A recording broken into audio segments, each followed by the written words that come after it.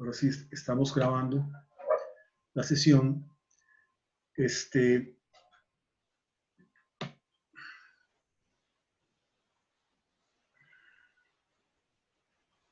Vamos a ver cuántos.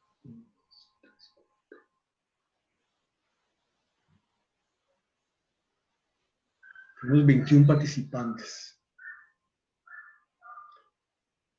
Bueno, en el supuesto de que no se va a unir nadie más, vamos a empezar. El tema que les había dicho para hoy se llama variables predicadas y atributos de atributos. Les dije, o les envié un correo donde les pedía que por favor, si era posible, vieran el apartado 5.5 del texto de copy. Todos tienen el texto, asumo que todos tienen el texto porque los envía a todos por correo. ¿Okay?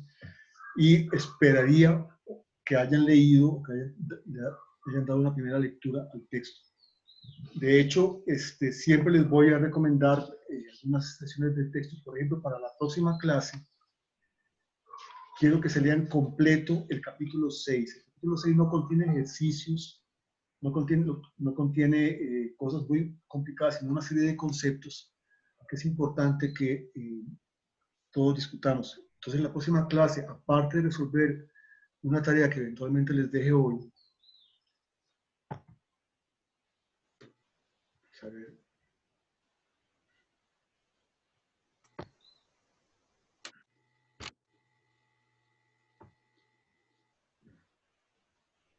aparte de resolver una tarea que eventualmente les deje hoy, vamos a tratar conceptos que aparecen en ese capítulo 6, porque tienen que ver con todo lo que vamos a desarrollar después. Bueno, vamos a ver entonces ahora.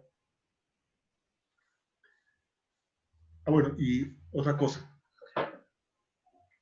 Los mismos propósitos que, por lo menos, sí, los mismos propósitos con los cuales yo había empezado el curso con verdades lógicas que buscan cuantificadores, que era el recordar la doctrina de la cuantificación y el ver la utilización de la prueba condicional para probar verdades lógicas, pueden llenarse con este capítulo que vamos a empezar hoy.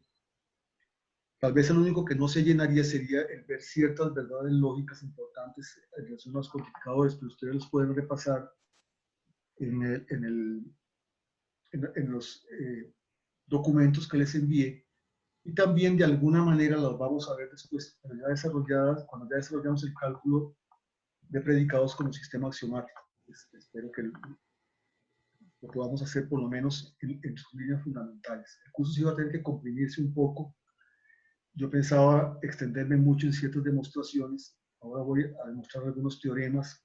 Ya veremos después qué es eso de teoremas, pero tal vez no todos. Procuraré sí darle la mayor, aunque sea como material gráfico, la mayor parte de los teoremas demostrados, digamos, como documentos. Déjenme ver aquí en el chat, dice, Paul me pregunta que cómo me va. Pues muy bien, Paul, muchas gracias por preguntar. Y Edward dice que ya se escucha. Si alguno estuviera teniendo problemas, yo tengo aquí abierto el chat. Si alguno tuviera problemas, me lo comunica para ver qué podemos hacer. Pero a continuación voy a compartir en la pantalla un documento. Durante ese momento en que yo comparto el documento, no voy a poder ver el chat, pero cada 5 o 10 minutos voy a estar haciendo una pausa por si ustedes tienen preguntas y evacuar todas las dudas que pudieran tener. De hecho, no podría ver tampoco si alguien se une en este periodo para incluirlo. Espero que ya todos los que querían participar pues estén participando. Bueno, vamos a ver.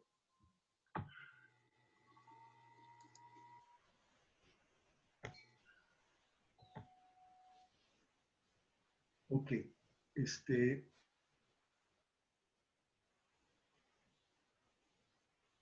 Ustedes han visto este tema de variables predicadas, tiene que ver con el hecho de que podemos, están viendo el documento, sí, ¿verdad? Ok, con el hecho de que podemos, no solo cuantificar sobre objetos, las variables X, Y, Z, son variables cuyos valores son objetos, o sea, son nombres de objetos.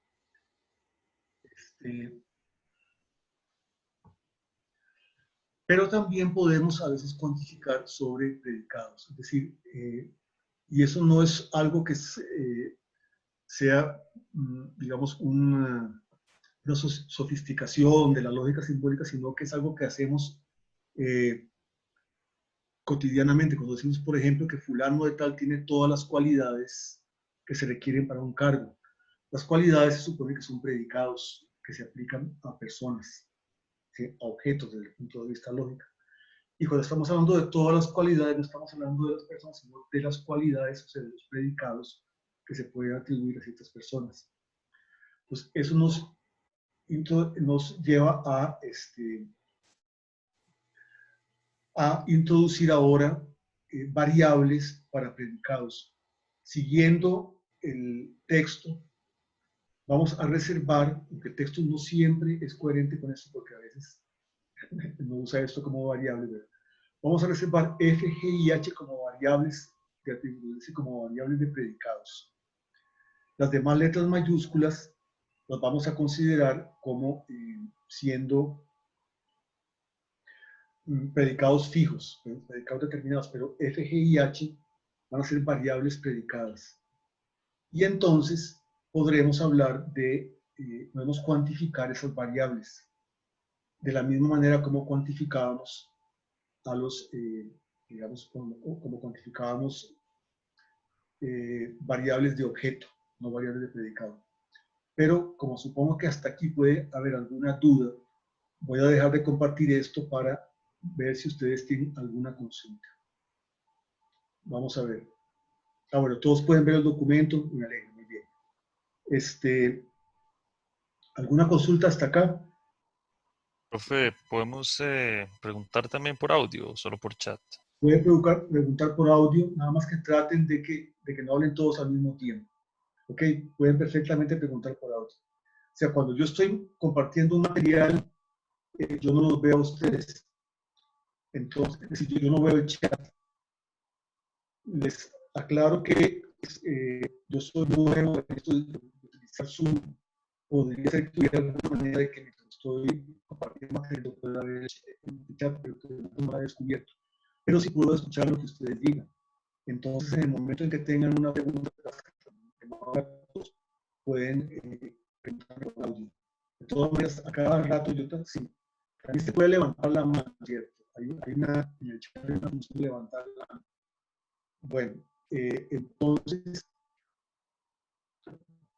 sí, existe, sí, es cierto. La opción de levantar la mano. Ahora, si ya ve que yo no les, digamos, no les doy pelota, no me importa, y es una pregunta existente, interrumpe mi pregunta. El problema ya sería que todos terminan al mismo tiempo. Entonces, cuando alguien esté hablando, por favor, bueno, si podemos recurrir a levantar la mano, pero aún así, aunque no quiera levantar la mano, respetar que alguien esté hablando, y entonces no interrumpir. Sigo entonces compartiendo lo que estamos compartiendo. Aquí,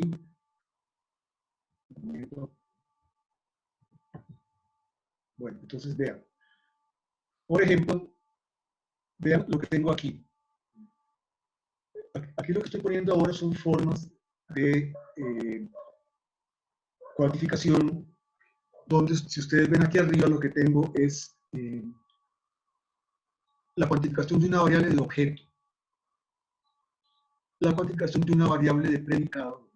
Y entonces, bueno, ahorita vamos a ver cómo se lee esto, pero antes de ver la cuantificación, yo podría, por ejemplo, decir cosas como Sócrates tiene todos los atributos, por ejemplo. Es una cosa que uno rara vez diría, digamos, podría decir, Sócrates tiene todos los atributos de un maestro, es decir, o de un gran maestro. ¿Ok? Pero eso también se puede expresar simbólicamente. Después vamos a ver cómo se expresa.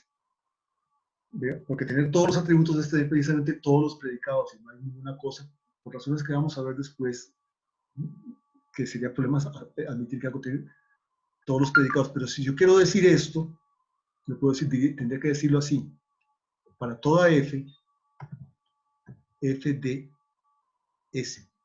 Es decir, para todo atributo, para todo predicado, ese predicado se predica de Sócrates. Vean que la S minúscula es precisamente el símbolo, un símbolo de individuo, un símbolo de objeto. Sería el símbolo de Sócrates. ¿Okay? Platón tiene algún atributo. Platón tiene alguna cualidad. Esto lo podríamos decir de esta manera. Existe una X tal que f de p. Perdón, existe, disculpen, me equivoqué. No me hagan caso, me equivoqué aquí. Existe una f. Aquí me salió porque, a ver, pero esto ya lo arreglamos. No se preocupen. Lo que tengo que poner es, a ver, cuando se usan estos símbolos a veces me da por poner las cosas en griego.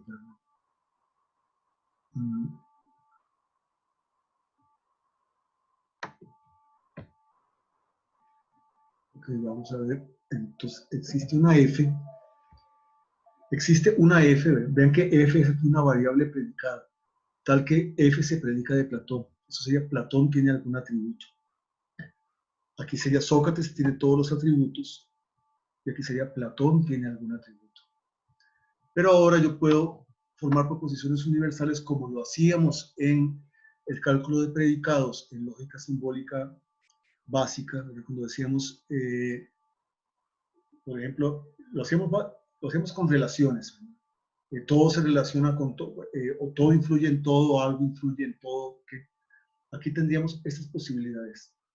Para toda X y para toda F, F de X. O sea, eso sería, todo tiene todos los atributos. ¿Okay? También podemos decir, toda cosa posee todos los atributos, o toda cosa tiene todas las cualidades. ¿Okay? Todo tiene todos los atributos. Aquí todo sería todas las cosas, todos los objetos, aquello que consideramos como objeto. ¿Qué consideramos como objeto? Por supuesto que es un problema filosófico. No vamos a entrar ahora en eso. Vean que incluso desde Aristóteles tenemos la idea de que hay sustancias y hay determinaciones de las sustancias. O sea, cosas que se predican de un sujeto, que están en un sujeto. Bueno, la noción misma de objeto puede ser, podemos verla como un heredero de la vieja noción aristotélica de sustancia. Pero ahora no voy a entrar en filosofía de la lógica, sino que nada más vamos a ver, aunque eventualmente haremos algunas consideraciones filosóficas, sino que nada más vamos a ver el cálculo de cómo funcionan los cálculos. Bueno, todo tiene todos los atributos.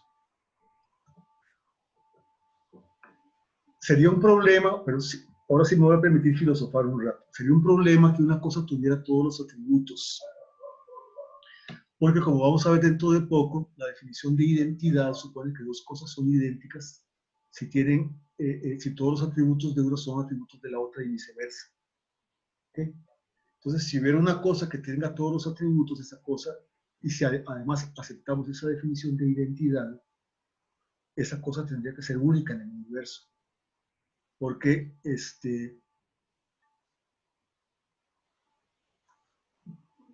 decir, que todas las cosas tengan todos los atributos no se pueden diferenciar entre las cosas, entonces solo tiene que haber una única cosa en el universo. Pero eso lo vamos a ver después. Ok, digamos, eso es un comentario filosófico al margen. Vean aquí, ahora existe una X tal que para toda F, F de X. Y existe una X tal que existe una F tal que F de X. Bueno, ahora yo los invito a ustedes a que piensen cómo expresarían ustedes en lenguaje ordinario 3 y 4. Les voy a dar un momento para que piensen, y mientras les doy un momento para que piensen, voy a ver si hay alguna consulta que hayan ustedes puesto en el chat. Ok, vamos a ver. Bueno, también es el momento de poner consultas ahora si quieren, pero piensen en esas cosas que les dije.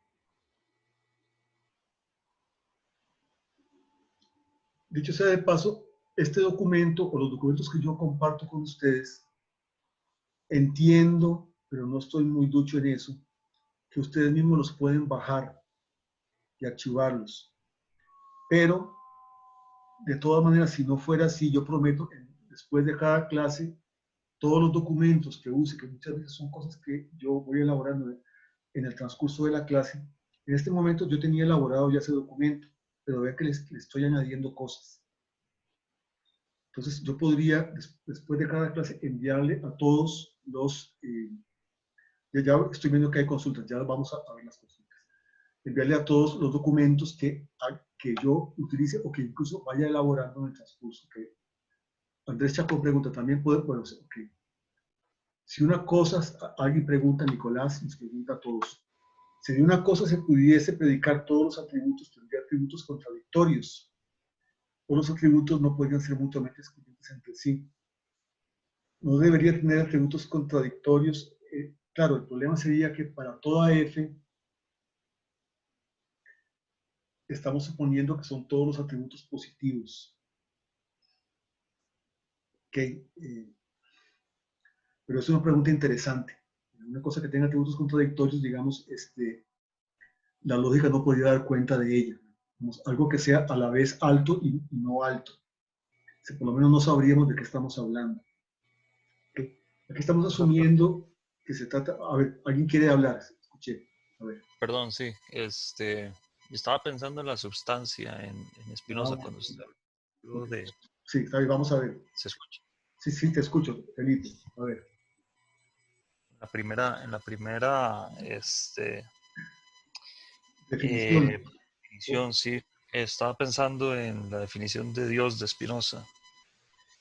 Una sustancia infinita que tiene infinitos atributos. Sería única, porque la sustancia era única, ¿verdad? Bueno, sí. Supongo que lo que hiciste fue encontrar una relación entre esto que te decía yo anteriormente, que una cosa que tuviera todos los atributos sería única, y, y la definición spinociana de la sustancia. Pero no se me había ocurrido, pero parece ser un ejemplo de eso. Claro, en Spinoza los atributos son cosas como la extensión, Sí. como el pensamiento. Aquí estamos hablando de atributos en otro sentido. Estamos hablando de atributos en el sentido... Pero, Como accidentes en Aristóteles, sí, por ejemplo. sí, bueno, sí, se llaman accidentes y había hasta un problema interesante desde el punto de vista, si querés, metafísico. Yo sé que a vos te interesan esas cuestiones, Felipe. Que sería que, pero esto, digamos, no vamos a entrar en, porque Sí, sí, que, nos desviamos. sí, que la lógica simbólica presupone incluso la posibilidad de una cosa que no tenga ningún atributo. O sea, cuando yo digo objetos A, B, C y D, no doy por sentado que esos objetos necesariamente tengan algún atributo.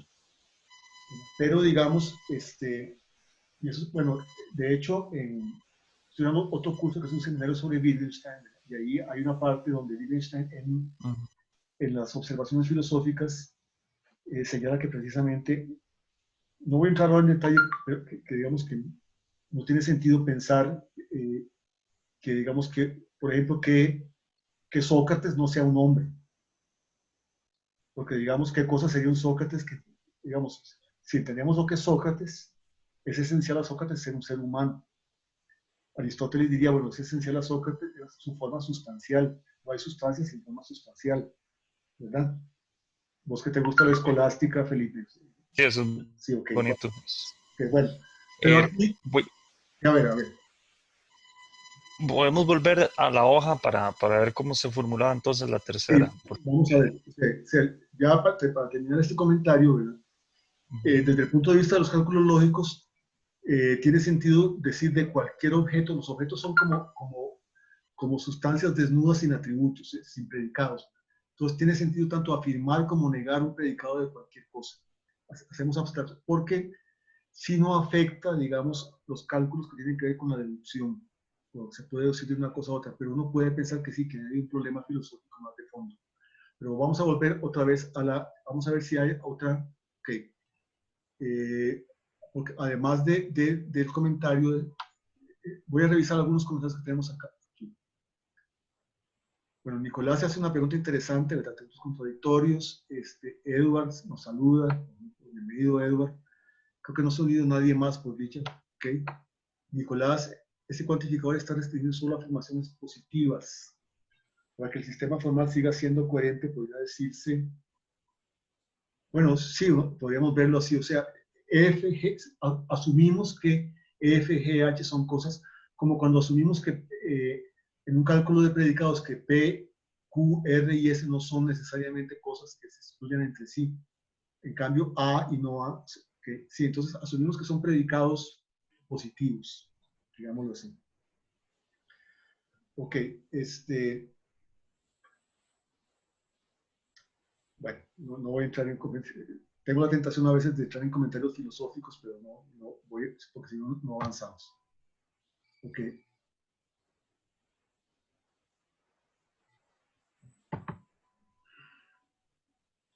Sigamos con esto. Entonces, teníamos el tercero, que era, existe una X para toda F, tal que F de X. O existe una X tal que para toda F, F de X. Y yo les pedí que ustedes intentaran ver cómo formularían 3 y 4. 4 es, existe una X tal que existe una F tal que F de X.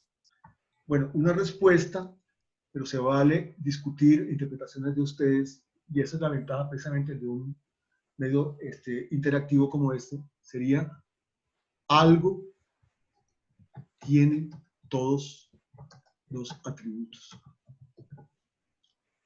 O sea, hay una cosa, o si quieren también, alguna cosa tiene todos los atributos. Incluso algunas cosas tienen todos los atributos. Porque recuerden que en el cálculo cuantificado, algunos lo interpretamos incluso como que hay al menos una cosa. Okay. Y esto sería más bien, algo tiene todos los atributos, esto sería más bien algo o alguna cosa tiene algún atributo. Lo raro sería que serían cosas que no tuvieran atributos alguno. Pero digamos, dentro del supuesto de los cálculos lógicos, A, B, C y D no asumimos de antemano que tengan ningún atributo. Bueno, ok, entonces aquí tendríamos estas dos cosas. ¿Alguien quiere hacer un comentario? ¿Alguien vio otra solución? Que sería interesante ver, digamos, si alguien encontró otra solución, ver si funciona o no funciona. Bueno, vamos a ver.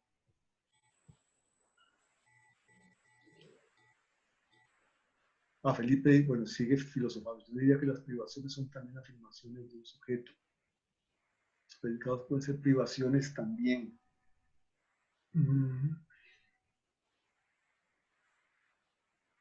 Ya que sé que a Felipe le gusta el tomismo, en el ente y en la...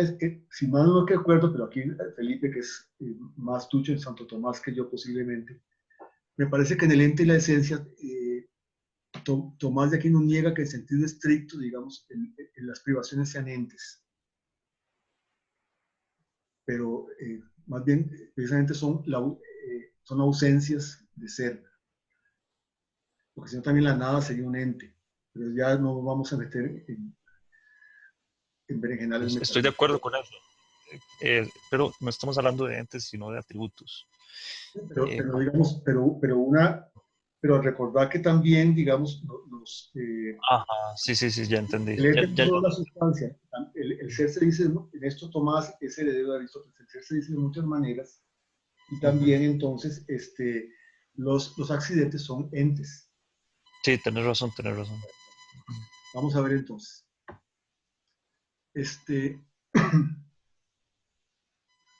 Bueno, no había más consultas, parece. Entonces veamos aquí.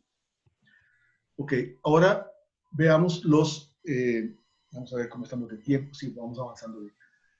Estos otros. Todo atributo es atributo de todas las cosas. Esto sería para toda f y para toda x, f de x. De hecho, les adelanto que 1 y 5 son equivalentes, pero esa es una de las cosas que quiero pasar ahora a mostrar, cómo un cálculo lógico puede mostrar esto. O sea, todo tiene todos los atributos y todo atributo es atributo de todas las cosas. Son dos maneras de decir lo mismo. Cuando yo digo que dos cosas son equivalentes, lo que estoy diciendo es que dos cosas son dos formas diferentes de decir lo mismo. Esta otra sería, todo atributo es atributo de algo. Y aquí pongo entre paréntesis, no necesariamente lo mismo. Tampoco excluye esta posibilidad. Si digo no necesariamente es que podría ser. O sea, esto sería verdad tanto si hay una única cosa que tiene todos los atributos, como si hay diversas cosas que tienen atributos de manera que ningún atributo quede sin ser atributo de alguna cosa. Todo atributo es atributo de algo. Entonces vean que quedan abiertas varias posibilidades. No necesariamente no quiere decir que no necesariamente la misma cosa, pero bien podría ser que todo fuera atributo de la misma cosa. ¿Okay? Ahora los invito igualmente a que, otra vez, a ver, ¿alguien quiere decir algo? Lo que estaría diciendo es que no puede haber atributo que no sea de algo. Exactamente, no puede haber atributo que no sea atributo de alguna cosa, de alguna sustancia. Quitemos sustancias, no metamos en que no sea atributo de alguna cosa. Eso sería, eso es lo que está diciendo esto. Y después, existe una f tal que existe una x tal que f de x. Bueno, ok. Ahora, tengo estas dos, hay que ver. Que ustedes tienen que pensar cómo lo vertirían al lenguaje ordinario. Existe una f tal que para toda x, f de x. Y existe una f tal que existe una x tal que f de x. Bueno, piénsenlo un momentito, ya les doy la solución. Después de eso, vamos a entrar en esto, a mostrar ciertas equivalencias, y hoy mismo vamos a hacer, o les voy a mostrar una prueba formal. Voy a empezar con la prueba formal que muestra que 1 y 5 son equivalentes. Y para eso vamos a emplear entonces la tabla de verdad reducida. Y precisamente esto nos va a servir, como les dije antes, para dos cosas. Una cosa es repasar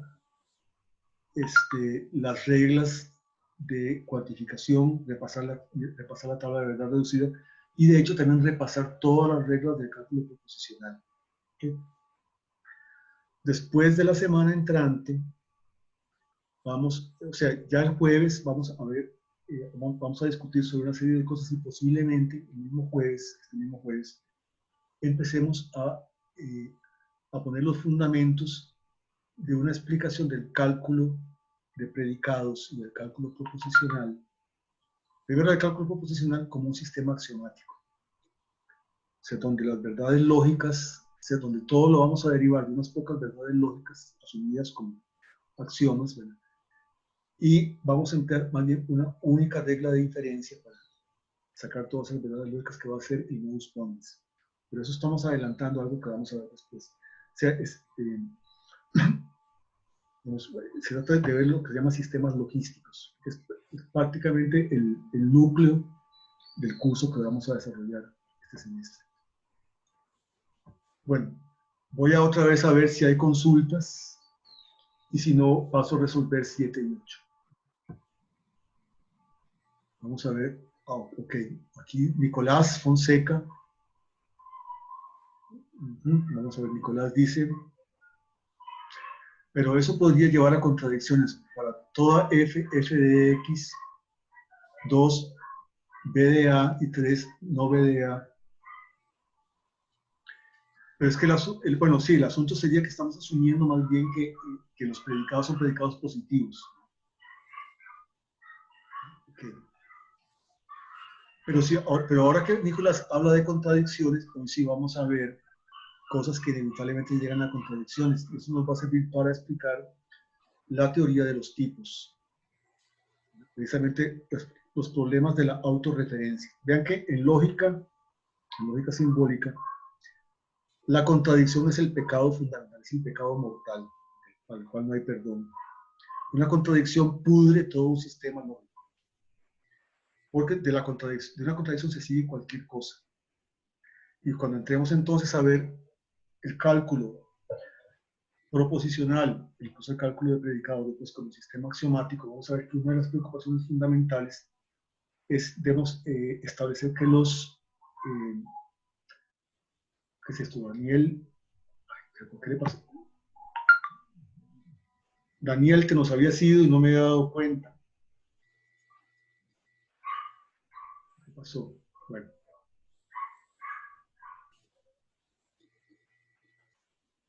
Daniel, ahí está Daniel ya. No sé por qué. Bueno, tengo que estar revisando porque yo tengo que admitir a la gente que entra.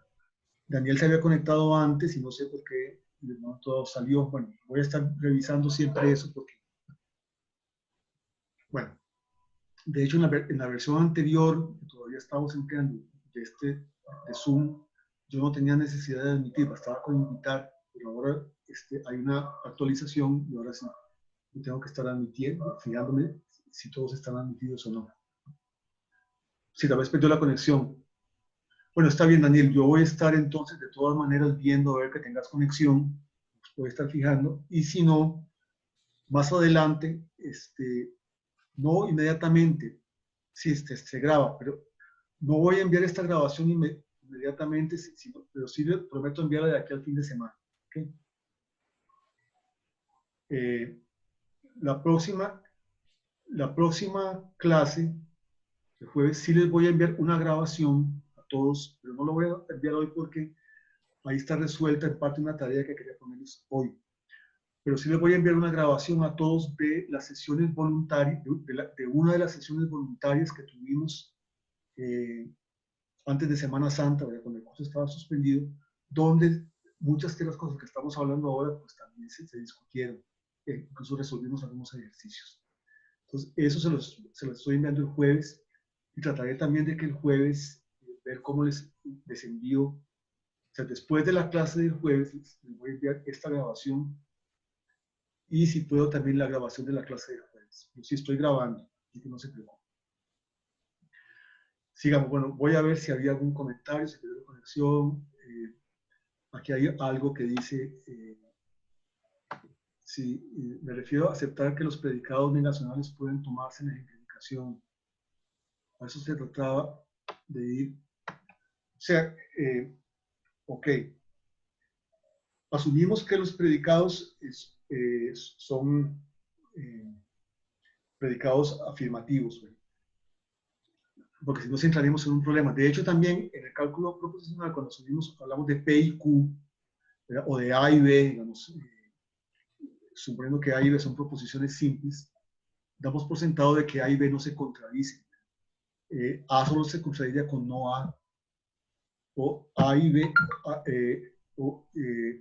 o si dos proposiciones son contradictorias es porque una de ellas puede analizarse como la negación de la otra o como algo que contiene la conjunción a negación de la otra. Y aquí me entra la tentación pero no lo voy a hacer porque si no, no terminamos de comentar algo que estuve en el seminario sobre Wittgenstein 2, donde precisamente bueno, no, porque si no nos perdemos. O sea, esto tiene sus problemas también, pero ahora no voy a echar en eso. Okay, vamos a ver, entonces, estábamos aquí. Bueno, entonces la solución a esto sería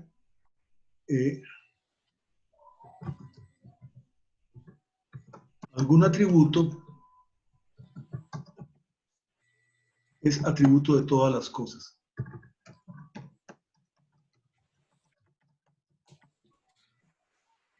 O algún atributo lo es de todas las cosas.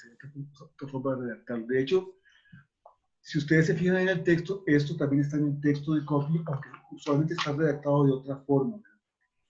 Por ejemplo, el número 1, que yo lo vertí como todo tiene todos los atributos, el autor lo vierte como toda cosa tiene todo atributo. Bueno, está bien, pero también lo podemos decir así, todo tiene todos los atributos, asumiendo que todo, sobreentiendo que todo es todas las cosas, es decir, todos los objetos. porque aquí estamos viendo ya que va a haber unas ciertas, digamos así, categorías, por lo menos desde el punto de vista de lo que podríamos llamar la ontología que subyace en la lógica simbólica. Vamos a ver que hay lo que podríamos llamar unos ciertos niveles ontológicos, que sería el nivel de las cosas, el nivel de los predicados de cosas, y ahorita vamos a ver que hay también nivel de predicados de cosas, y el nivel de predicados de cosas. Eso tiene que ver con la teoría de los tipos. Que ustedes, si tuvieron la curiosidad de leer el texto, pues se dieron cuenta que hay un problema. Y aquí esto lo diríamos como, bueno, el 7, el texto de Copy lo vierte como hay un atributo que pertenece a todas las cosas. Yo lo puse como algún atributo es atributo de todas las cosas. Bueno, esa otra versión también es correcta, ¿verdad? Porque algún X y hay o existe son formas equivalentes que se muestran mediante el cuantificador existencial. Y aquí tendríamos que algún atributo es atributo de algo. O si quieren, de alguna cosa. De alguna cosa. Vean que tenemos cosas y atributos, ¿verdad? O sea, los atributos no son cosas, aunque vean que en el lenguaje ordinario la palabra cosa se emplea de manera muy amplia, ¿verdad? Y a veces, pues, muchas veces lo podemos entender como atributos. Pero aquí asumamos que cosas son objetos. Y los objetos son precisamente aquellas cosas, valga la redundancia, que pueden poseer o no poseer atributos. Así que pueden poseer o no poseer, o sea, de las cuales podemos predicar o no predicar. Una cosa no se predica de nada, los predicados se predican de cosas. Y vamos a ver, hoy mismo, ustedes ya han visto, si han tenido la curiosidad de leer el texto, que hay predicados que se predican de predicados. Bueno, estoy tratando de ver de que el tiempo no se nos vaya. Okay. Bueno, ahora aquí tengo esto, 1 y 5, pero vamos a verlo si tal vez para que 1 y 5, o sea, 1 y 5 son equivalentes. Dicho sea de paso, podemos expresarlo también de esta otra manera. Cuando los cuantificadores son iguales, las expresiones son equivalentes. ¿Qué quiero decir con cuantificadores iguales? Por ejemplo, cuando tengo dos universales o tengo dos existenciales, como en este caso, vea, las expresiones correspondientes son equivalentes. O sea, 1 es equivalente a 5 porque son dos cuantificadores universales nada más que en el orden cambiado. Y 4 es equivalente a 8 porque son dos cuantificadores existenciales nada más que con el orden cambiado. Si ustedes se acuerdan del curso anterior, los que lo llevaron, esto valía también para las relaciones. Veíamos para toda X y para toda Y, R de X, Y. Es lo mismo que para toda Y y para toda X, R de X, Y. Okay. Bueno, entonces esto lo establezco aquí abajo. 1 y 5 son equivalentes, 3 y 8 son equivalentes, pero 2 se sigue de 7 y no 7 de 2. Aquí ya no hay equivalencia, aquí lo que hay es que tomando 1 como premisa, tomando 2 como premisa y 7 como conclusión, obtendríamos un razonamiento válido. Es decir, aquí tengo que, tomando 7 como premisa, algún atributo es atributo de todas las cosas. Yo puedo concluir que, por lo tanto, todo tiene algún atributo. ¿Okay?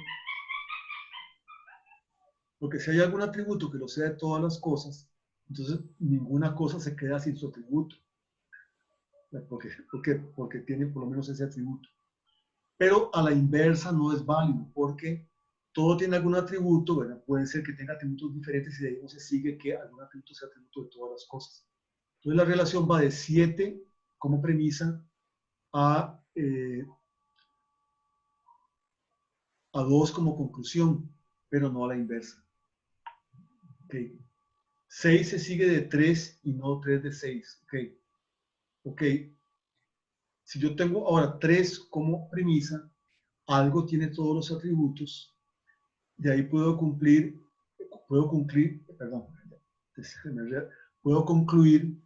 6. Todo atributo es atributo de algo, pero no a la inversa. Si yo digo que todo atributo es atributo de algo, muy bien puede ser que todo atributo es atributo de, tiene alguna cosa que no necesariamente es la misma. Y de ahí, entonces, por ahí, eso no puedo concluir que, que algo tenga todos los atributos. Porque aquí sí se supone que sería una cosa, una única, que hay al menos una única cosa que tiene todos los atributos. ¿Sí? Vean que podría haber más de una cosa que tuviera todos los atributos, pero por lo menos hay una, esto va a decir que por lo menos hay una cosa que tiene todos los atributos. Entonces yo puedo concluir vamos a ver, de 3 yo puedo concluir 6, pero de 6 no puedo concluir 3. Aquí la relación no es de equivalencia, no de que unas cosas se siguen de otras. ¿Okay? Y ahora podemos ver la demostración de la equivalencia de 1 y 5. Entonces digo, esto lo haremos mediante marcos de suposición. Se mostrarán que los dos condicionales en que se divide la equivalencia son verdades lógicas. Entonces, ahorita voy a ver si hay alguien con algún problema, con alguna consulta. No veo que nadie esté tratando de entrar. Ahora, Sofía me pregunta, vamos a ver. Bueno, voy a ver todas las consultas de ustedes en este momento.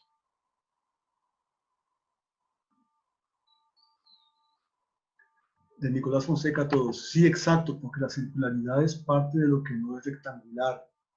Ajá. Y la rectangularidad es parte de lo que no es circular. Por supuesto, sí, Nicolás, eso sería un problema. La lógica supondría que una de las dos cosas, como la lógica, los cálculos lógicos supondrían que una de las dos cosas habría que analizarla como siendo, como compleja o como conteniendo la negación de lo otro, de alguna manera. ¿Okay? O sea, ya sea que la rectangularidad lo asumamos como un complejo que contiene entre sus componentes, digamos, como una conjunción que contiene entre sus componentes el no ser circular, o que la circularidad la asumamos como un complejo, digamos, como una conjunción que tenga entre sus componentes el no ser rectangular. Pero eso es, bueno, digamos, por lo menos el cálculo lógico lo asume así.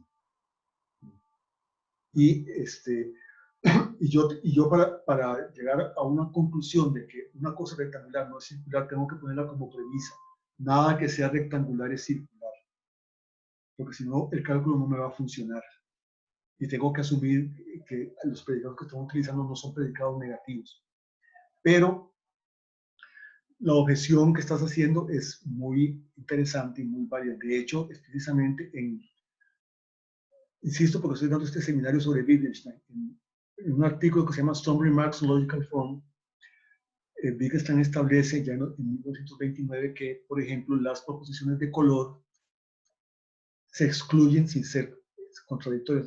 Si yo digo que un punto es rojo, sé de antemano que ese punto no puede ser azul, porque una cosa no puede ser a la vez azul y roja. Pero en un análisis lógico yo necesitaría poner eso como una premisa. Nada que sea azul es a la vez rojo. No obstante, el problema es que, digamos, si esa es una negación, para que una negación tenga sentido, tiene que tener la afirmación, algo puede ser a la vez azul y rojo, pero eso es un absurdo.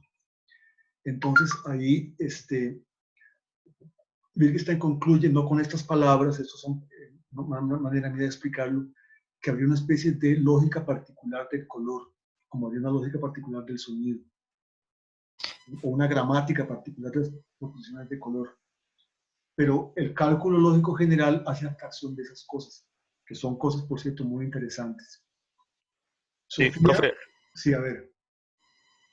perdón, sí, es que, bueno, fui yo el que introduje eso, lo del atributo de la circularidad y la rectangularidad al mismo tiempo.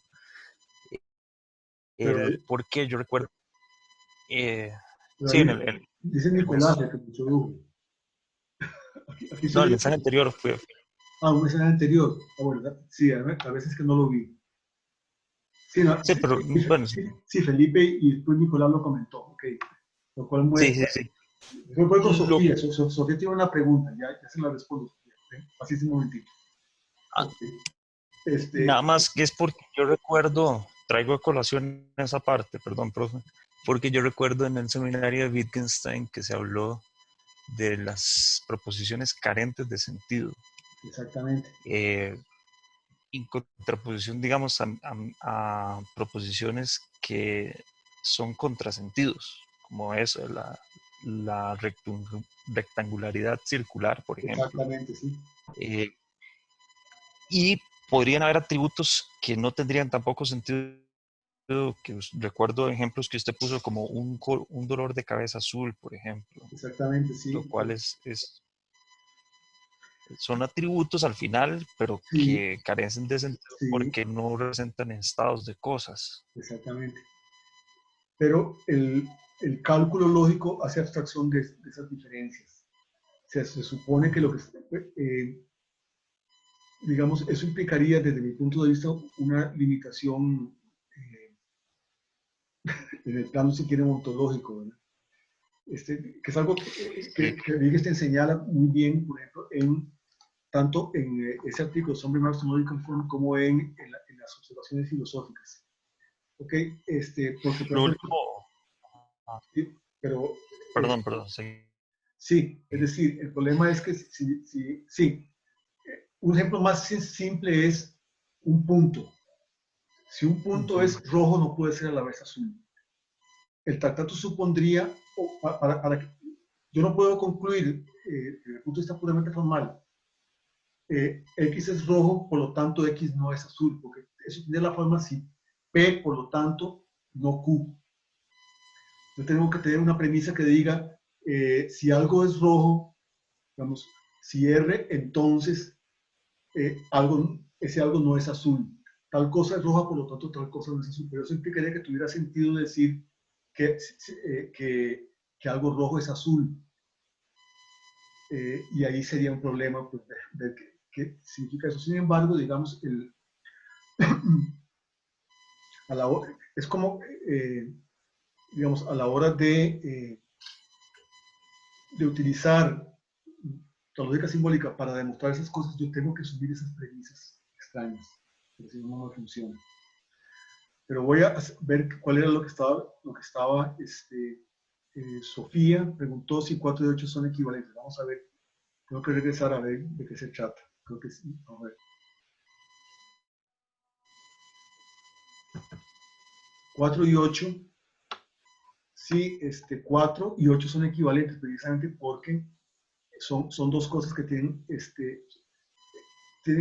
son dos cuantificadores existenciales nada más que han cambiado el orden. Entonces, algo tiene algún atributo, dice lo mismo que algún atributo es atributo de algo. O sea, alguna cosa tiene algún atributo. Yo digo que algún atributo es atributo de alguna cosa. Y eso lo puede ver uno pues, intuitivamente, aunque todo eso se puede de demostración. Demostrar que, eh, demostrar que 1 y 5 son equivalentes es demostrar el bicondicional de que para toda x f de x sí y solo sí, para, que para toda x y para toda f de x sí y solo sí, para toda f y para toda x f de x. Es decir, es demostrar este bicondicional que estoy mostrándoles aquí. ¿Okay? Y eso se demuestra demostrando primero que si esto, entonces esto. Y después que si esto, entonces esto. Es decir, demostrando dos condicionales. Uno que tiene como antecedente esto y como consecuente esto otro. Y otro que tiene como antecedente esto y como consecuente esto otro. ¿Ok? Y eso lo hacemos mediante una prueba condicional. O sea, aquí, claro, me va a costar hacer todo el esquema de prueba condicional, pero ustedes asuman que esto es precisamente el inicio de un marco de suposición. Entonces empiezo con esto y tengo que llegar aquí. Para toda x y para toda f, f de x. Bueno, yo lo que hago es precisamente que en 2 quito el cuantificador universal de objeto.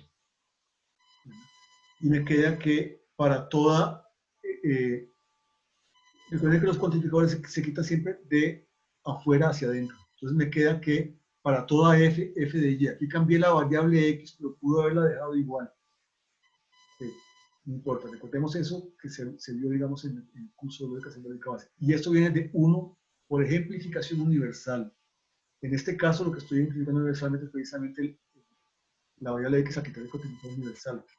Ahora, entonces pongo f de y, y aquí viene de 2 también por ejemplificación universal, pero en este caso, lo que estoy ejemplificando universalmente es la variable f.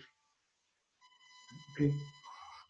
De hecho, la ejemplificación universal me permitiría incluso ejemplificarla con una variable, con una constante de predicado que no fuera f, digamos, con un predicado como, digamos, como t, digamos, como lo que sea un predicado específico, porque eso es una de las cosas que permite la ejemplificación universal, si ustedes recuerdan.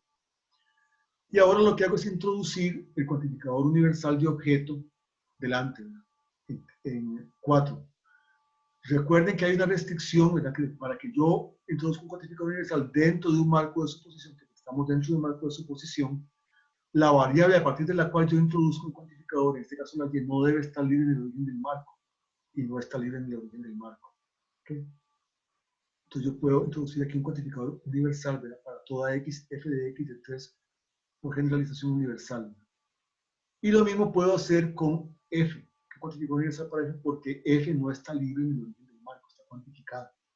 Entonces tengo esto, ¿verdad? Y entonces ya tengo para toda x y para toda para poder condicionar, aquí cierro el marco de suposición, ¿verdad? Supongo que el marco está así, ¿verdad? Pero, por lo tanto, si para toda x y para toda f, f de x, o sea, entonces para toda f y para toda, entonces, vamos, para toda f y para toda x, f de x. O sea, si todo tiene todos los atributos, entonces todo es atributo de todas las cosas. ¿Sí? De 1, de la ecuación entre 1 y 5 por prueba condicional. Ahora, para demostrar la verdad lógica de esto, lo que requiero es introducir aquí otro marco de suposición, ¿verdad? Pero ahora más bien yendo desde aquí para acá. O sea, esto como premisa y llegar a esto como conclusión. Entonces lo hago igual, no tiene mayor ciencia, ¿verdad? Para toda f y para toda x, f de x. Entonces realizo la ejemplificación universal para toda x, f de x. Realizo ahora la ejemplificación universal f de y, ¿verdad? De 2, ¿verdad? Introduzco el cuantificador universal. Siempre hay que cuidar de que cuando estoy dentro de un marco de suposición no se les olvide nunca esto, de que la variable, en este caso la variable f, que voy, a partir de la cual estoy realizando la generalización universal, no esté libre en el origen del marco. Y así es, no está libre.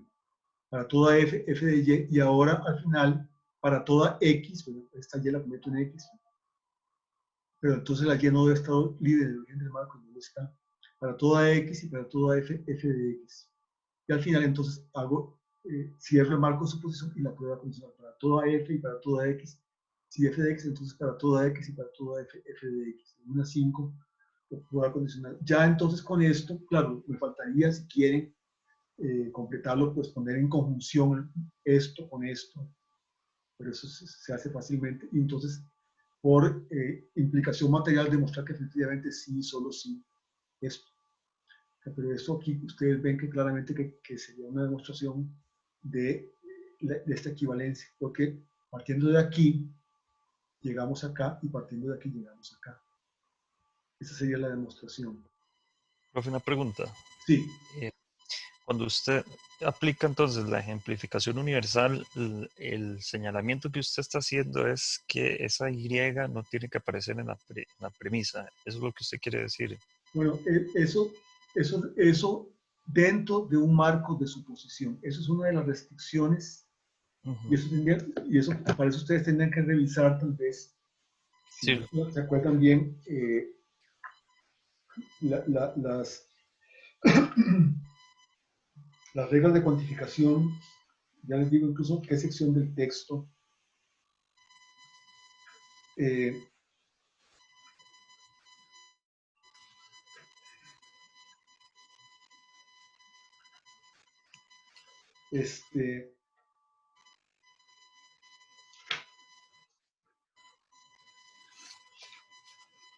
Las reglas de cuantificación revisadas que estaban en el capítulo 4. Okay. Porque cada una de esas cosas tenía ciertas restricciones. Una de las restricciones de la generalización universal es que la variable a partir de la cual generalizo no debe estar libre en el origen de un marco de suposición. Si no hubiera marco de suposición no habría problema. ¿Ok? Digamos, si yo voy a hacer una generalización universal dentro de un marco de suposición, tengo que cuidarme de que la variable a partir de la cual generalizo no esté libre del origen del marco. Había otra restricción, que es que, pero en este caso no se aplica porque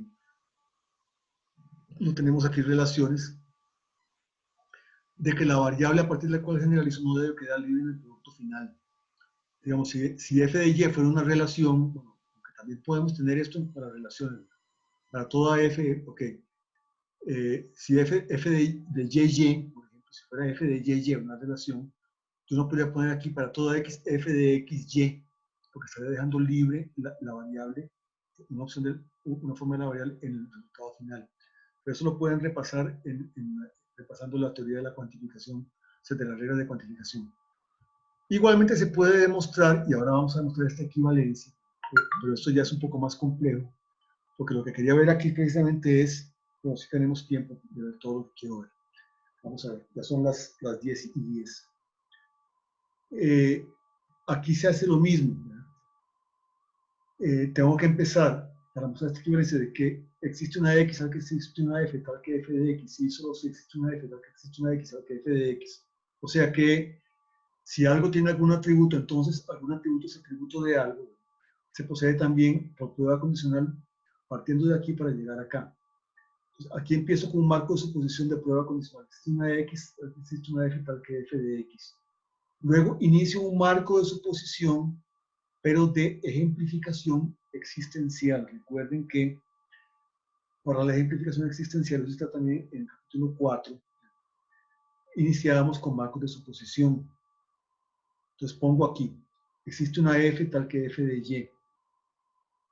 Es decir, ya criterio cuantificador existencial de la x, ¿verdad? Y en este caso la convertí la x en una y. Me pude haber dejado igual, pero está okay.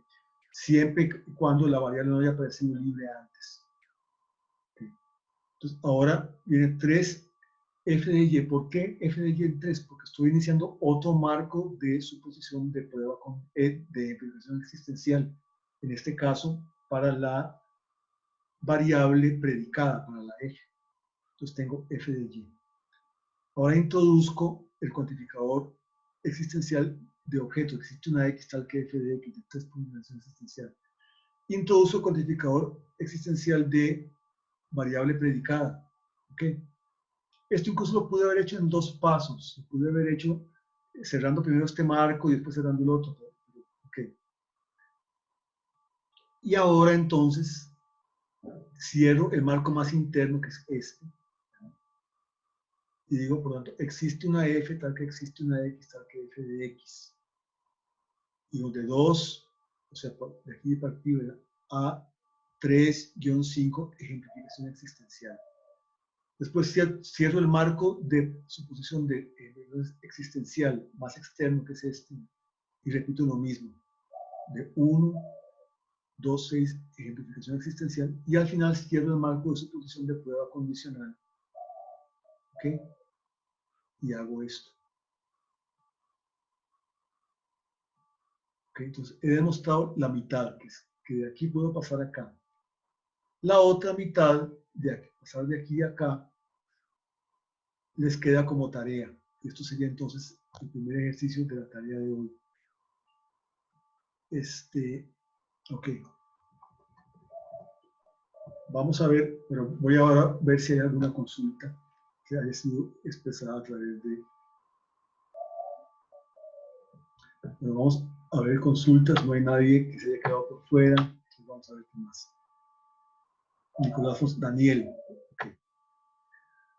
La verdad lógica requiere la implicación de que dadas ciertas premisas se sigue una conclusión.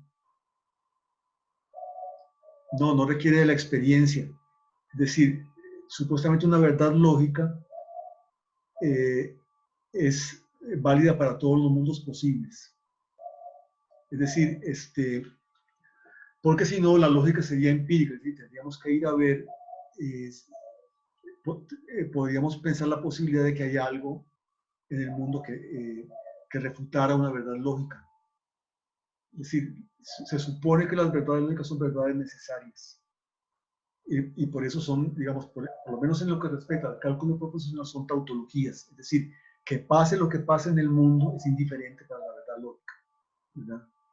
Digamos, si, digamos, es una verdad lógica que, digamos,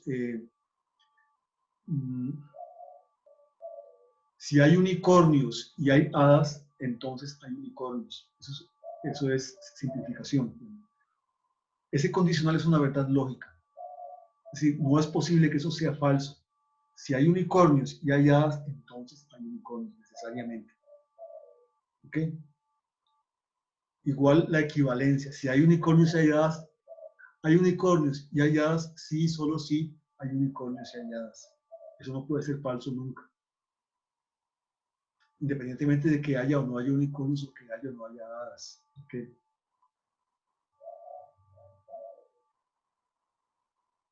Sí, la validez es independiente del mundo, porque no tienen por qué existir nada. Digamos, la lógica no presupone que exista nada de lo que existe.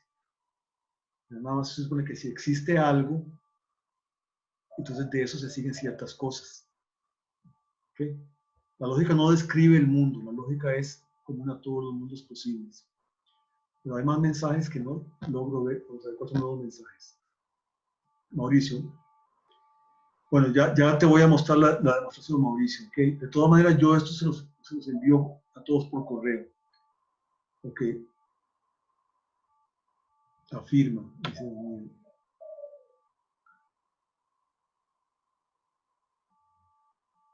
sí, ok.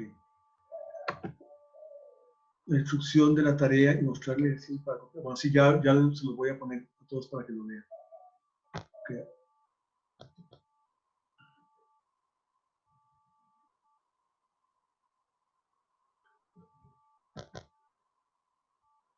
Ok. O sea, la tarea consistiría en, partiendo de aquí, llegar acá. O sea, tomando esto como premisa, ok. Si quieren se las pongo aquí de este lado. Bueno, vamos a poner, o sea, demostrar precisamente esto.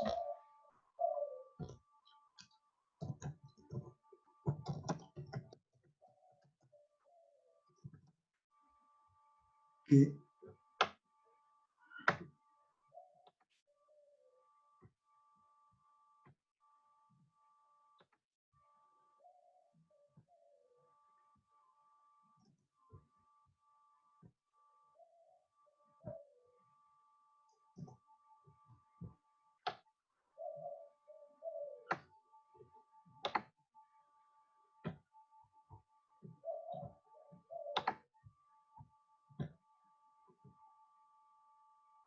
esto es lo que hay que demostrar. ¿Okay?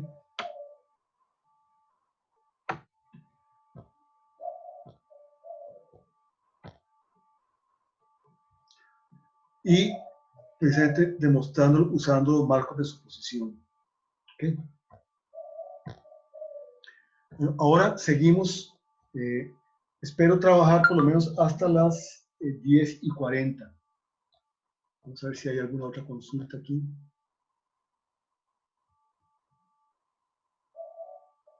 Bueno, parece que no hay más, pero sí, vean. Ya. Están copiando, entonces copien esto, lo que hay que hacer. Vean este ejercicio. Les voy a dar unos 3 minutos para que lo copien. De todas maneras, este documento hoy mismo, independientemente de que más adelante les envíe la grabación de esto, este documento hoy mismo se los estoy enviando por correo a todos. ¿Okay? Pero no importa, copien. Quieren copiar de una vez, copien. Vean que esto hace las veces de una pizarra también. Y ahora sigo con dos cosas, con identidad y con predicados de predicados.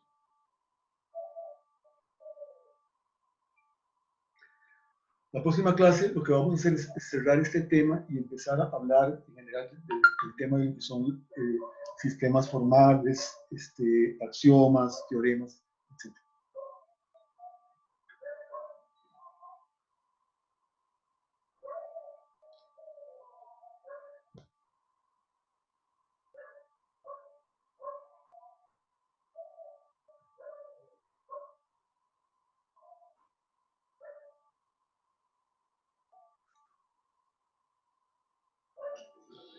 Bueno,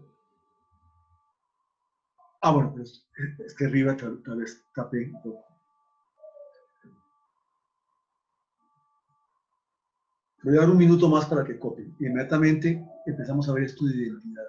Vean que, o tal vez adelantando un poco, vean que la identidad tiene que ver con precisamente que X es igual a Y, igual por definición a para toda F, y ahora lo podemos formular de manera más formal, ¿okay?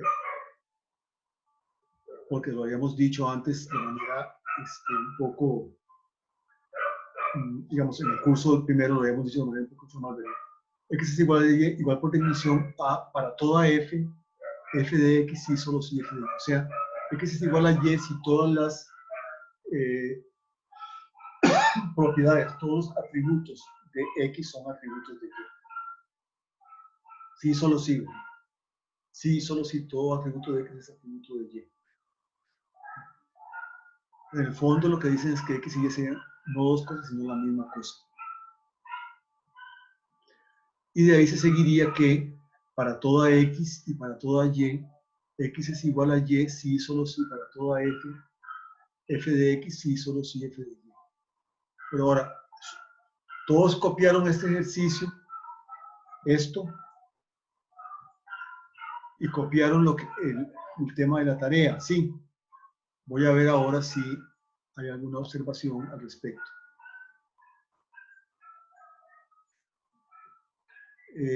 Ya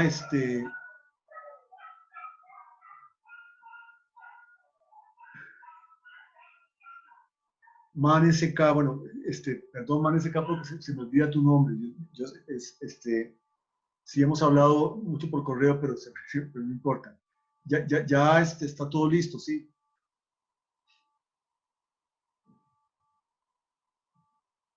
Es implicación existencial, sí, Mauricio. Sí. Es implicación existencial. Vamos a ver.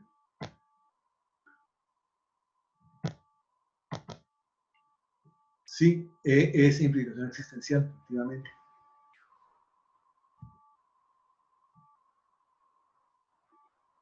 Bueno, vamos a ver ahora entonces, vamos a seguir con la idea de variar, de predicar, bueno, rápidamente el tema de la identidad y después variables predicadas. Ok, identidad. Ahora veamos que así como yo puedo predicar de cosas, las cosas no se pueden predicar de nada. Pero los predicados se predican de cosas y también hay predicados que se predican de predicados. Por ejemplo, vean, ser virtuoso es raro. Aquí raro no lo estoy predicando de ninguna persona, sino precisamente del predicado ser virtuoso. Yo puedo decir, qué sé yo, Pedro es virtuoso. Y pues entonces Pedro tiene una rara cualidad, porque no hay muchas personas virtuosas. Entonces lo raro no es Pedro, lo raro es ser virtuoso. Entonces aquí tenemos un segundo nivel, predicados de predicados. Ser desconsiderado es común. ¿Ok? Es decir, el predicado ser desconsiderado es un predicado que tiene muchas instancias, digamos, que se predica de muchas cosas, de muchas personas. Aquí común no se predica de personas, no digo que las personas son comunes, ¿verdad? Sino que se predica del predicado ser desconsiderado. Ser desconsiderado se puede predicar de personas, pero aquí común se está predicando de... Ahora, el problema es, los predicados se pueden predicar de sí mismos. ¿Cómo se pueden predicar de sí mismos? Pues parecería que sí. Aquí hay dos ejemplos, ¿verdad? ser abstracto es abstracto. Si tomamos como abstracto, pareciera que lo único concreto son las cosas concretas. ¿Okay? Entonces, claro, un predicado como ser abstracto es el mismo abstracto. Entonces, parece que ser abstracto puede predicarse de sí mismo.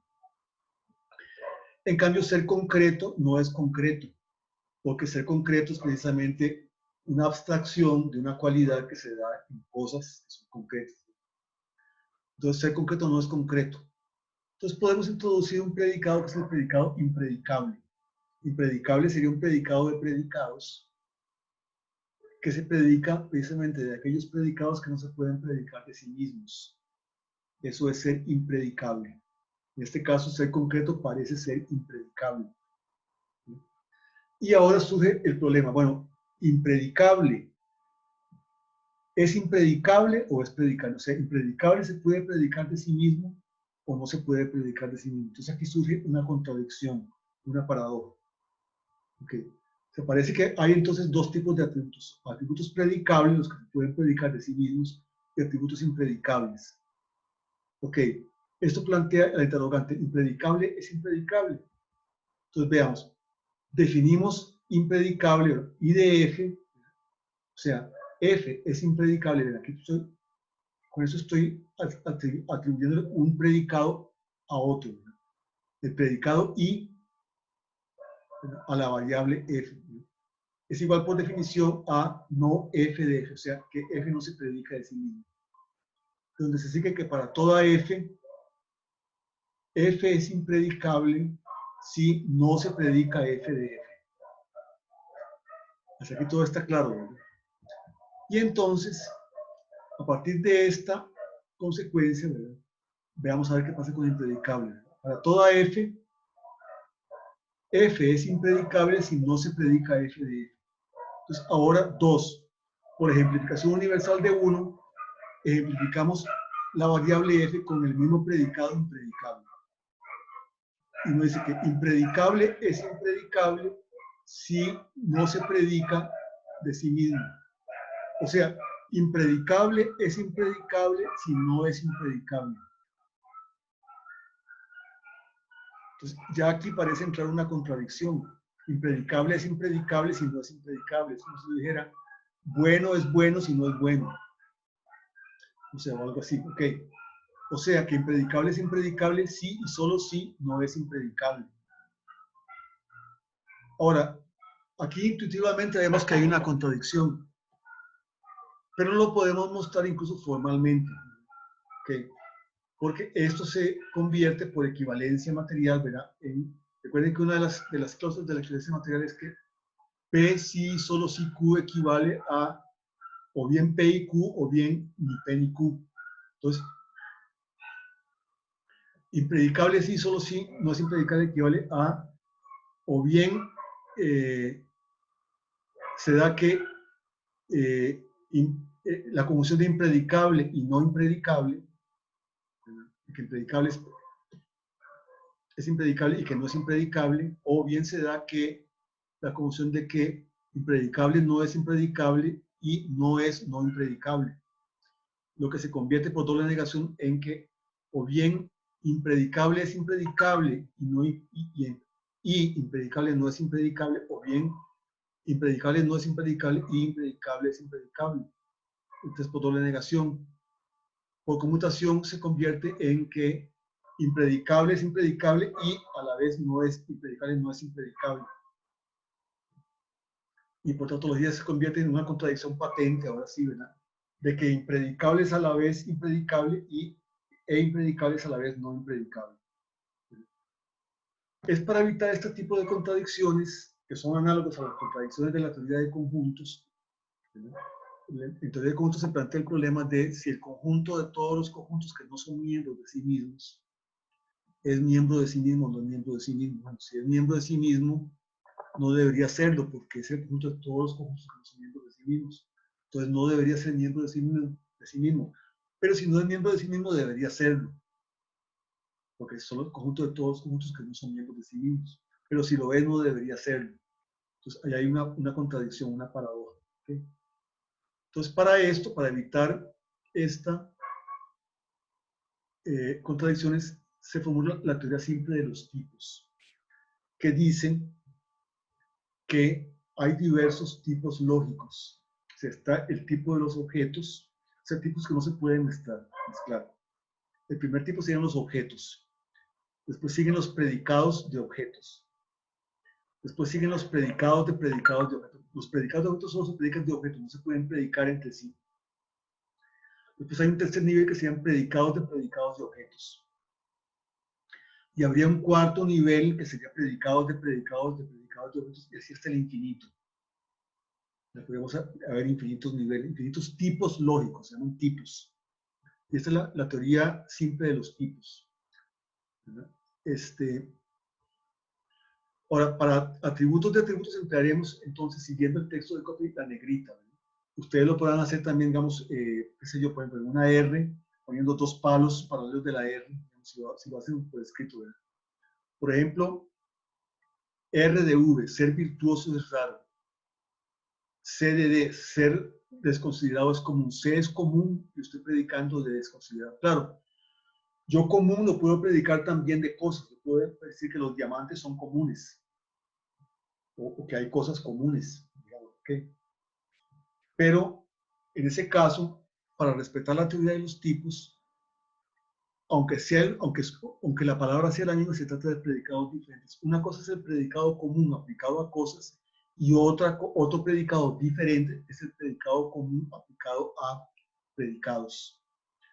La teoría de los tipos se formula para evitar contradicciones, o sea, para evitar que se den estas cosas se prohíbe, eso lo formula Bertrand Russell, se prohíbe que predicados de un mismo tipo se apliquen entre sí, solo se pueden aplicar al tipo inmediatamente inferior.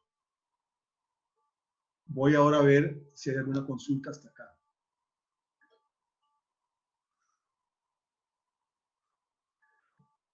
Ser infinito es impredicable. Bueno, el asunto, bueno, Manfred, bueno, ya me recordé quién era es Manfred Luna, sí. Manfred,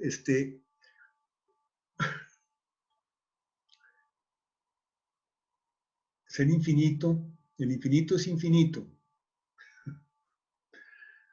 Buena pregunta, pero recuerda que ahora ya no se vale predicar un predicado de sí mismo. Entonces, digamos, a partir de la teoría de los tipos, se supone que no debe tener sentido decir que el infinito es infinito. O sea, vean, yo puedo decir, la serie de los números naturales es infinita. ¿Okay? Ahora, esa cualidad de ser infinito es infinita, pues sería interesante ver qué es lo que estoy diciendo con eso, o qué es lo que quiero decir con eso. De todas maneras, a partir de la formulación de la teoría de los tipos, pues no se acepta que un predicado pueda predicarse de sí mismo. Aquí no quiero meterme en eso, quedaría abierta la cuestión de si un predicado como infinito puede ser un predicado de otro nivel, o sea, de otro tipo, predicado de segundo orden, del predicado infinito de primer orden, que habría que ver a qué cosa se aplica. Pero es una pregunta interesante, Manfred. Vamos a ver ahora, déjenme ver si tengo esto acá.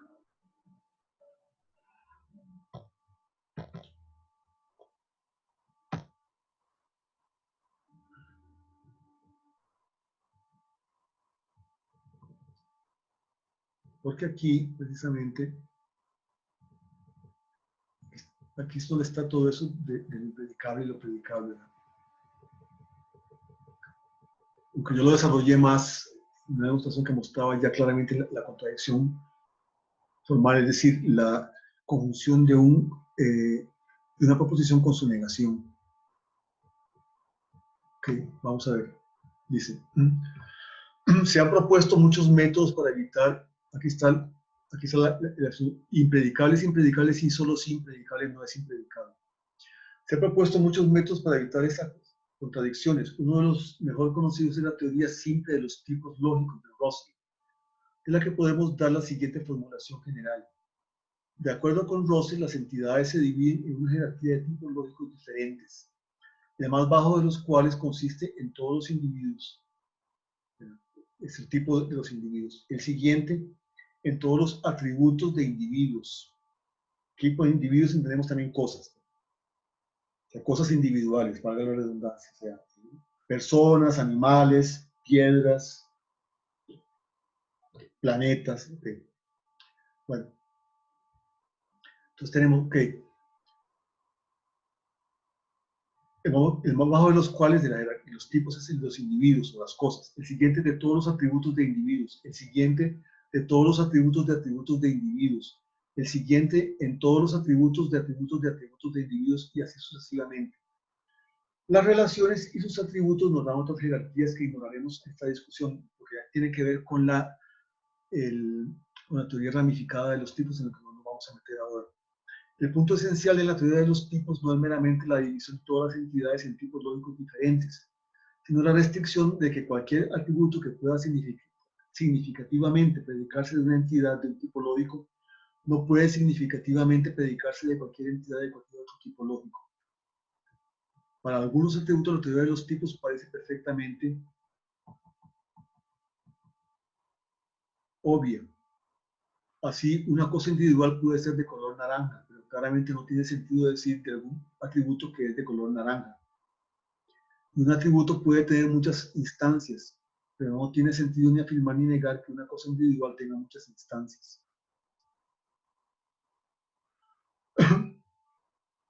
Okay. La motivación primordial, sin embargo, de la teoría de los tipos no es ni su naturalidad ni su obviedad, porque no parece obvia. Más bien parece un remiendo para evitar la contradicción, sino el hecho de que permite evitar contradicciones como la del pretendido atributo impredicable.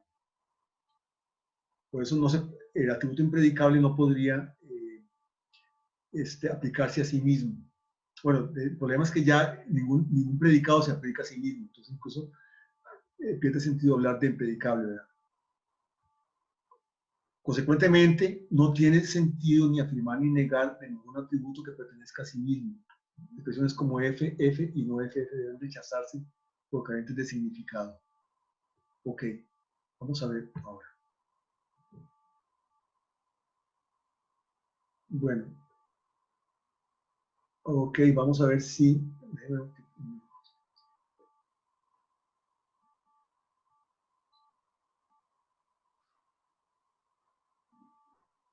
Bueno, hoy se presentaron 21 personas. Sigamos un momentito, si no hay consultas hasta aquí, voy a seguir con más, 5 minutos más, tal vez, y terminamos por hoy. Y me alegro mucho que hayan venido por lo menos 21.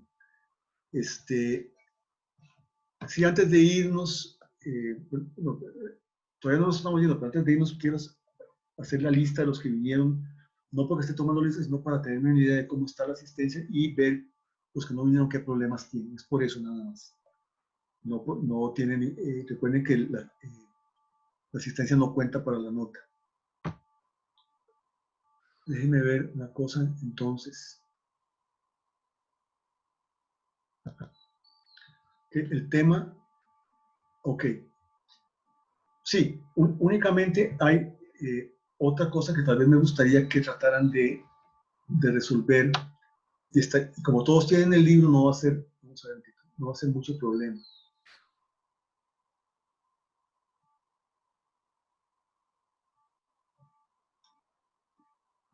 ¿Qué se me hizo?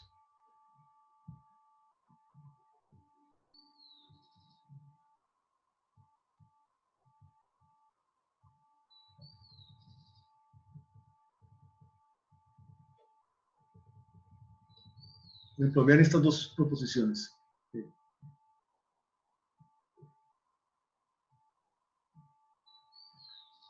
Todos los atributos útiles son deseables. Entonces, podemos poner como UF por F es útil, vean, con negrita, ¿verdad? Y DF es deseable. Entonces, para toda F, si F es útil, entonces F es deseable. Vean que incluso como no estamos hablando de que estamos hablando nada más a nivel de atributos, pero puede haber un momento que sí necesitamos un sistema de variables de individuo. Y algunos atributos deseables no son útiles. Existe al menos una F, tal que F es deseable y F no es útil. Ahora veamos esto. Tomás tiene todas las buenas cualidades de su madre. Se puede simbolizar usando los términos adicionales T por Tomás, una constante de individuo. M de XY, un predicado que es una relación, ¿verdad? Por X es madre de Y. ¿Ok? Y entonces, para toda F, o sea, lo que quiero decir es, Tomás tiene todas las buenas cualidades de sumar. Para toda F existe una X, tal que X es madre de Tomás. Y para toda Y, si Y es madre de Tomás, entonces Y es igual a X. Esto es una descripción definida. Recuerden, en el curso de lógica simbólica básica que veíamos al final, solamente descripciones definidas. O sea, la madre de Tomás, para hablar simbólicamente de la madre de Tomás, tenemos de alguna manera que decir que, pero ser madre de es una relación. Y tenemos que decir que solo hay una cosa que cumple esa. Sí. A ver, Es que no se escuché está una viendo voz. esa página. Eric, ¿quién está hablando? Sí, Bueno, si yo, es que no, la página no se está viendo. no se está viendo la página. Qué curioso que no se esté viendo. Todos tienen el problema de que no ven la página. Voy a Sí, ver no se ve. por qué no se va a ver la página. Yo sí estoy viendo la página. Hay unos que la ven y otros que no la ven. Bueno, la página en que está ese ejercicio, les voy a decir para los que no la ven, es la página, ya les digo,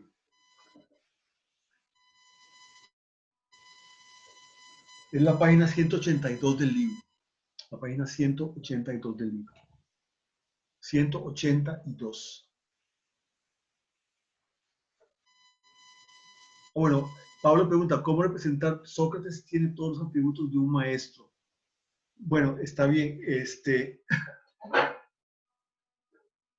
Es una interesante pregunta que la voy a resolver en la próxima clase, porque de hecho hay un ejercicio muy parecido en el libro que es Napoleón tenía todos los atributos de un gran general. La solución es exactamente la misma de Sócrates tiene todos los grandes atributos de un maestro. Pero lo voy a dejar para la próxima vez. Digamos, yo tengo la solución, pero quiero dejar para que ustedes lo piensen por ustedes un momento. Déjenme ver por qué razón es que no se está viendo el... Bueno, bueno, el asunto sería los que lo pueden ver y si no lo ven después, ¿verdad? Tomás tiene todas las buenas cualidades de su madre. Para toda F existe una esto, y F de X. Ahora sí se ve. Ok, ok, ok, ok. Y X, o sea, la madre, ¿verdad? Tiene la cualidad F, ¿verdad? Y G de F, o sea, esto quiere decir que F, aquí el traductor no tradujo, sino que puso good, ¿verdad? Por bueno. G significa good, o sea, bueno. Y F es una buena cualidad, ¿verdad? Si se da todo esto, entonces F de T, o sea, Tomás tiene F, que es una cualidad buena. Es un predicado bueno. Que también se puede formular así, ¿verdad? Que existe una X, ¿verdad? O sea, también este cuantificador va bien al final, ¿verdad? Tal que X es madre de Tomás y para toda Y, si Y es madre de Tomás, entonces Y es igual a X. Y para toda F, si F de X y X y X es una cualidad buena, entonces Tomás la tiene. ¿Ok? Entonces yo quería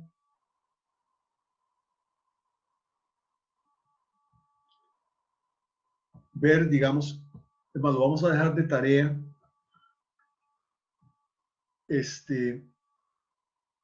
junto con el ejercicio que les di antes de tarea, y aquí vamos a terminar por hoy, ustedes me van a hacer los ejercicios del 1 al 6, precisamente de la página 182 del libro, de 1 a 6, tratar de ver cómo representarían eso. El que preguntó el asunto de Sócrates, hay una muy similar, que es Napoleón tenía todos los atributos de un gran general. Bueno, sí aquí comete un problema porque nos había dicho que F, G y H eran variables predicadas, y aquí utiliza G de X como X es un gran general, como si fuera más bien una variable concreta, pero bueno, no importa. Okay. Sí habría un problema ahí, digamos, como una constante de predicado. Ok. Entonces, ustedes van a tratar de hacer, y después yo les muestro las posibles soluciones, estos 6 más el problema que les di antes. Eso es de aquí al jueves. Es una tarea un poquito larga, pero es como para digamos, para desempolvar lo que ya sabían. ¿Okay? Bien, entonces, bueno, tal vez el primero, bueno, si nada tiene todos los atributos. Interesante ver cómo hacen esto. Algunos atributos no pertenecen a nada. No hay dos cosas que tengan todos sus atributos en común. Cualesquiera dos cosas tienen algún atributo común. Napoleón tenía todos los atributos de un gran general, que es muy similar al problema que consultaba, creo que era Manfred, no, ahora voy a ver quién fue. Un compañero, uno de ustedes. Es similar estructuralmente a Sócrates, tenía todas las cualidades de un buen maestro, un gran maestro. David tiene todos los defectos de su padre y ninguna de sus virtudes. Entonces, estos primeros 6 más el otro problema que les dije antes son la tarea que habría para hoy. Ahora como ustedes tienen el texto, recuerden que son los primeros 6 ejercicios de la página 182. Voy a dejar de compartirlo. No voy a compartir, bueno, ahora les envío a todos el texto que estuve trabajando, o sea, el documento que estuve trabajando se los envío a todos por correo. Tengo una sesión anterior que hice voluntaria, ¿verdad? Donde trabajé también estos mismos temas, pero no la voy a compartir porque ahí está resuelto parte de la tarea. Entonces la voy a compartir por YouTube el próximo jueves. Y en adelante procuraré, como hemos estado grabando, procuraré compartir después de la lección, por lo menos antes de la lección siguiente. En este caso todavía no.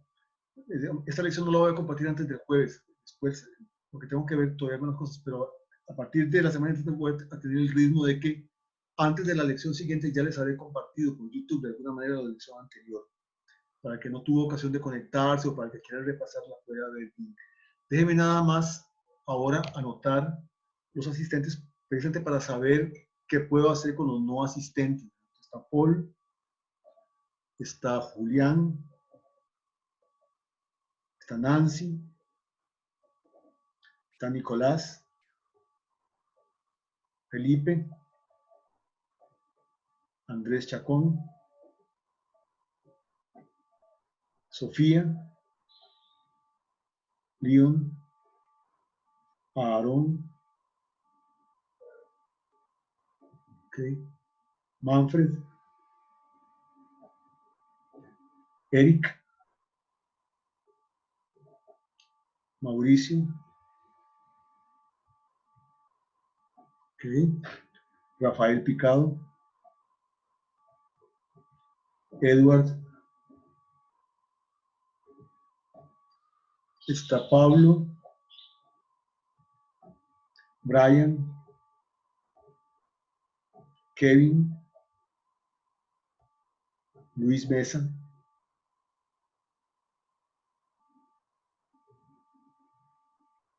está Daniel, está Samuel Mora y Adriana Olivares. Okay. Entonces, 2, 3, 4, 5, 21 personas es un récord aceptable. Estoy muy contento de que hayan podido venir. Voy a ver qué pasó con los demás porque no quiero dejar a nadie por fuera. Si puedo hacer lo que sea necesario para rescatarlos a todos, pues lo haré. ¿Verdad? Y pues que dicha que pudieron venir. ¿Verdad? Déjenme ver si hay la tarea que enviársela por correo. Sí, envíenmela por correo. ¿Ok? Envíenla a mi correo. De hecho, esto ofrece hasta la posibilidad de que algunas tareas interesantes yo las ponga compartidas para que todos las vean, ¿verdad? Cómo algunos solucionaron cosas. Y algunos incluso que cometan errores, pues mostrar los errores, aunque trataré en ese caso de quitar el nombre para que no les dé pena, ¿verdad? Y eso nos servirá también, es algo que no se puede hacer en una clase presencial, pero que aquí sí hay la ventaja que se puede hacer, es que ver tareas y ver cómo se solucionaron cosas para aprender. Me alegro mucho que hayan podido venir y entonces, si no hay más, si no quieren decir nada más, podemos finalizar la reunión por hoy. ¿Está bien? Bueno, voy entonces a finalizar la reunión y les estoy enviando dentro de poco el documento que estuve trabajando en la clase de hoy. ¿Ok?